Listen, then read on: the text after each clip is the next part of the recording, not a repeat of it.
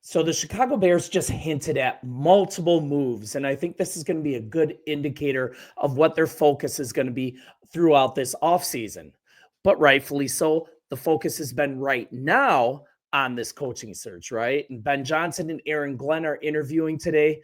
Question for the comments. Amazing scenario. What if both guys come to Hallis Hall to coach this team? What if they want to stay together and he brings Aaron Glenn with him? Do you think that's possible? And would you like that scenario? Anyways, I think that happening would be incredible. That's a fun thought, right? But in reality, none of this stuff matters if this offensive line isn't fixed. In the first personnel move of the offseason, it's a good indicator of that this will be their first priority. So getting to that, the Chicago Bears have made their very first waiver claim of the new year. They just bolstered their offensive line depth by claiming Jordan McFadden off of waivers from the LA Chargers. And if you don't know McFadden, he's a versatile lineman. He's played multiple positions, and he was just waived by LA heading into its wildcard matchup against the Houston Texans. Chicago pounced immediately. In McFadden's addition, it comes as the Bears look to strengthen their offensive line, right? That's been more than a significant concern throughout this last season.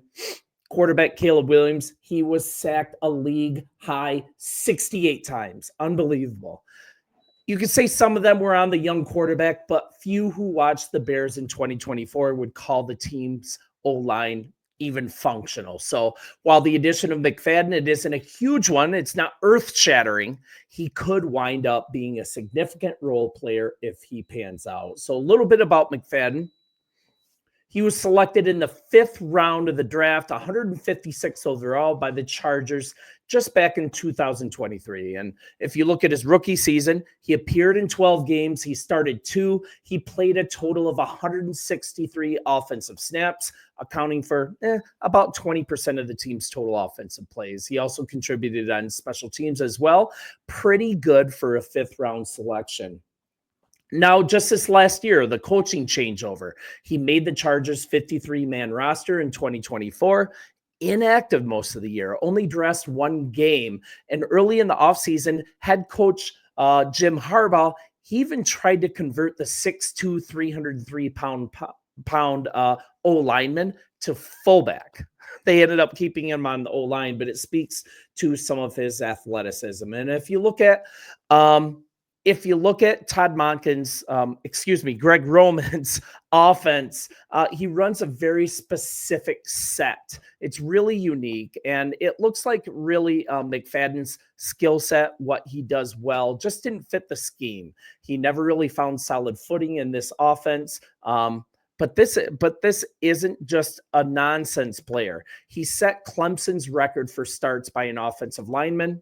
In college, he played both right and left tackle, but his size in the pro game, it necessitated a move to guard in the NFL. And that's where he'll likely try to earn a spot on the roster in Chicago. I mean, it's a good player to pick up. I think once and for all, it's a little indicative of what the Chicago Bears focus is going to be. And kind of going to that, there's lots of sources linking the Bears priority player this offseason. And I'm going to go to Clutch Points here.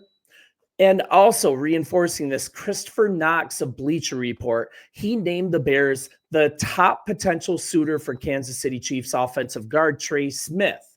And he's ranked as the number 2 free agent available in the upcoming class. And I'll go straight from Knox. Smith should be a top target of the Bears, who have a need at right guard and are projected to have $83 million of cap space. Chicago's offseason should be all about improving Caleb Williams' supporting cast, and landing Smith would help do that. I mean, and also in the league, we've seen a boom in the interior lineman market for a few reasons. A big reason for that, right, is because a number of the offenses are turning back to the running game. And many defenses, they've shifted as well. They are emphasizing interior pressure. Guards are really, really important. And if you look at Trey Smith specifically, I think he might set an all-time salary record for an offensive guard. And I think that's why Chicago has at least a bigger chance than normal to pry him away from the two-time defending champion Kansas City Chiefs, because the Kansas City Chiefs have shown that they're a bit hesitant to pony up for top-tier players. They are very seldom use the franchise tag on players too. And I think also the Bears' need for interior offensive linemen. It's also a really big incentive after this unit finished 24th out of 32 teams based on ranking from PFF. And this is to hear from Pro Football Focus. While Chicago's offensive line failed to reach the potential many saw in it during the preseason, the unit was actually way better than many people gave it credit for. Injuries, Caleb Williams' pocket movement, awareness didn't do the line any favor, plus these changings of the guard of our offensive coordinator, all the coaching shuffling. But I think the Bears, along with surrendering the most sacks in the league, they were only 12th worst as an offensive unit in PFF pass blocking efficiency rating, 84.1. They allowed 180 total pressures on 682 pass plays. So kind of looking at that number 12 ranking, that gives us a little more encouragement. And I always like to provide some encouragement, right? We like to be positive here. So I think there's a huge possibility that the Chiefs will not place the franchise tag on Smith. I think they probably won't, and the Bears and GM Ryan Poles will definitely have an opportunity to make an offer and maybe back up the Brinks truck to sign him. And I think that would be probably the number one best signing that they could possibly do during this offseason. And we also have tons of draft capital to spend on the trenches as well. So we're looking at this is a huge boost, right?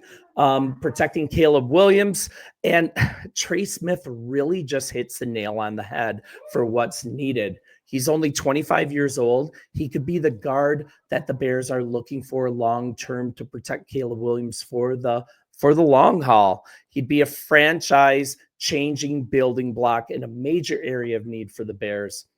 Kind of looking at him more specifically, he was a 6th-round pick in 2021. He has started 55 of 56 total games for the Chiefs since joining Kansas City. We're looking at a University of Tennessee product, and he currently grades out as PFF's 4th best guard. Only a pair of Colts, Quentin Nelson and Will Fries, rate higher. And then also, surprisingly, a former Chicago Bears starter, James Daniels.